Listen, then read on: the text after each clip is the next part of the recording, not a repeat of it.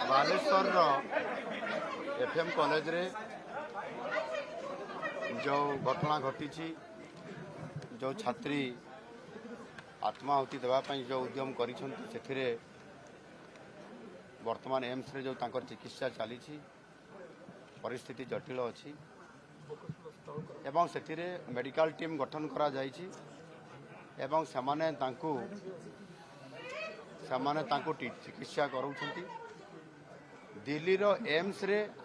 जो स्टैंडर्ड रो चिकित्सा करा जाउछि एक्जाक्टली सही स्टैंडर्ड रो चिकित्सा करा जाउछि एवं निश्चित भाव रे चिकित्सा जहाँ होउछि मु जहाँ डाक्तर टीम सहित आलोचना करली से समाने संपूर्ण भाव रे चिकित्सा ठीक भाव रे करूछंती एवं आज मध्य आगामी 24 घंटा पेशेंट पाई गुरुत्वपूर्ण समय अच्छी एवं से दिल्ली एम्स रो जो टीम अच्छी से एम्स रो टीम सहित मध्य आज एक समाने ऑनलाइन रे वर्चुअल मोड रे मीटिंग करिवे। एम्स रो दिल्ली रो जो माने मुखिया अच्छी तांकर परामर्श नेबे एवं समान दिल्ली रे जो चिकित्सा से चिकित्सा भुवनेश्वर एम्स रे मध्य हबो एवं आगामी दिन में जहाँ पदक्षेप नेबा कथा 24 घंटा भितर सामने नेबे सरकार तरफरु एम्स तरफरु एवं तांकर झीवर पिता माता बापा माँ एवं तांको भाई तांको सहित आम कथा हलु तांको आश्वासना देइछु एवं ये चिकित्सा दिल्ली भलिया ही हबो। द्वितीय कथा होची सरकार मध्य निष्पत्ति नहीं जे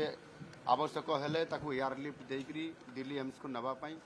किंतु वर्तमान परिस्थिति जहाँ अच्छी दिल्ली एम्स को नेला भलिया परिस्थिति के नॉर्मल को आसी ना एणु जदि नॉर्मल को आसी जाए ताले दिल्ली को भी आगामी समय करा जाई पारे। बाकी जो माने ये जो परिस्थिति है जो घटना होती कॉलेज रे परिस्थिति रे जो घटना को लेकरी उच्च शिक्षा विभाग तरफ समस्त प्रकार पदक्षेप निया हेछि एवं जो तदंतकारी टीम गोटे जाइछंती सामाने जो रिपोर्ट करिवे से आधार रे मध्य जो माने एथिरे दोषी अछंती बा इन्वॉल्व अछंती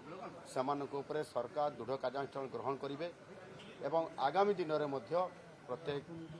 जो कॉलेज मानकरे प्रतिष्ठान मानकरे ई प्रकार गोटे हरासमेंट करा जाउछि झियो मानकू एवं सेथिरे सेक्सुअल हारासमेंट कथा जो परिस्थिति आसी सरकार निश्चित भाव में आगुआ भाव में पदक्षेप नेबे